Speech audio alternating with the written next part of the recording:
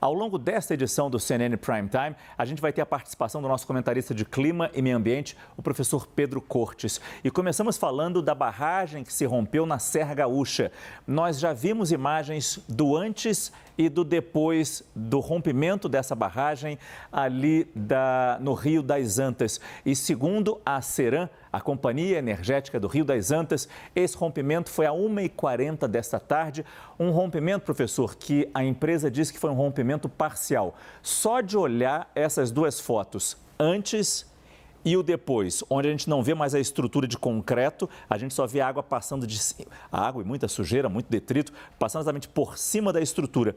A gente já pode dizer como pode estar essa estrutura, professor? Boa noite. Boa noite, Márcio. Dá para perceber que essa estrutura estava em risco mesmo de entrar em algum processo ou de colapso ou de ruptura, porque o rio já estava passando por sobre a barragem e isso já começa a sobrecarregar a estrutura.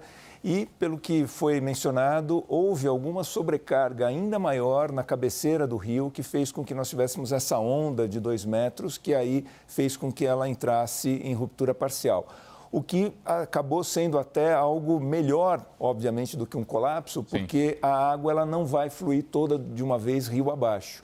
Ela vai, obviamente, vai aumentar a vazão no rio, mas de uma maneira um pouco mais comedida, do que poderia acontecer caso ela tivesse uma ruptura, um colapso total. Mas ainda assim, existe uma preocupação para as cidades e moradores que estão neste ponto rio abaixo? Com certeza, porque, veja, ela teve uma ruptura parcial, mas nada impede de que uma ruptura definitiva venha acontecer e a água que ainda está retida, em parte da barragem, que ela venha a ser liberada rio abaixo. E isso faz com que o nível do rio suba abruptamente e as pessoas que estiverem rio abaixo podem não ter tempo suficiente de se evadirem das suas residências. Então, é fundamental que essas pessoas desocupem os locais próximos ao rio, porque ainda existe a possibilidade de uma ruptura total. Qual tem que ser a orientação? A gente sabia que essa chuva viria forte, existia a previsão do tempo, dando esses dados em volumes de quantos milímetros cairiam nessa região especificamente, que é a Serra Gaúcha. Esse alerta para a retirada desses moradores não poderia ter vindo antes da chuva cair? Sem dúvida, Márcio. Os relatos dão conta de que a Defesa Civil ela foi mais proativa dessa vez do que no ano passado. Mas eu não sei qual o nível de proatividade que efetivamente a gente verificou, porque o correto seria que as pessoas desocupassem essas áreas sujeitas à inundação.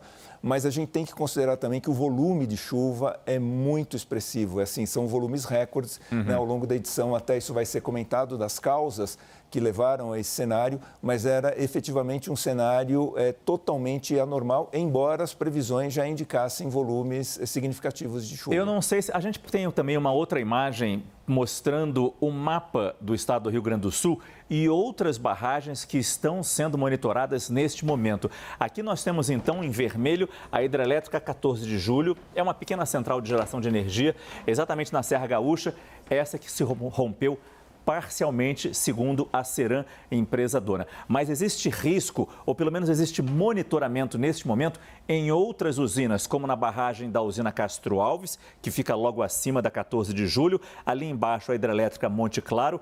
A cidade de Porto Alegre não fica muito distante dessas 3 barragens, percebe? E um pouco mais para o centro do estado do Rio Grande do Sul, a barragem de Putinga, o complexo Toropi e a hidrelétrica Dona Francisca. É claro, professor, que essas barragens devem passar por um monitoramento constante.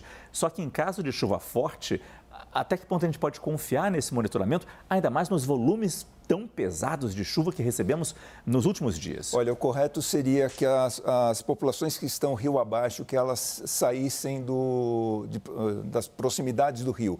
Porque, embora haja um monitoramento, se ocorre uma ruptura, ela muitas vezes ocorre sem aviso prévio. E isso pode levar a um desastre ainda maior, com a inundação mais significativa ainda do rio abaixo, das porções que estão abaixo das barragens. Entendi.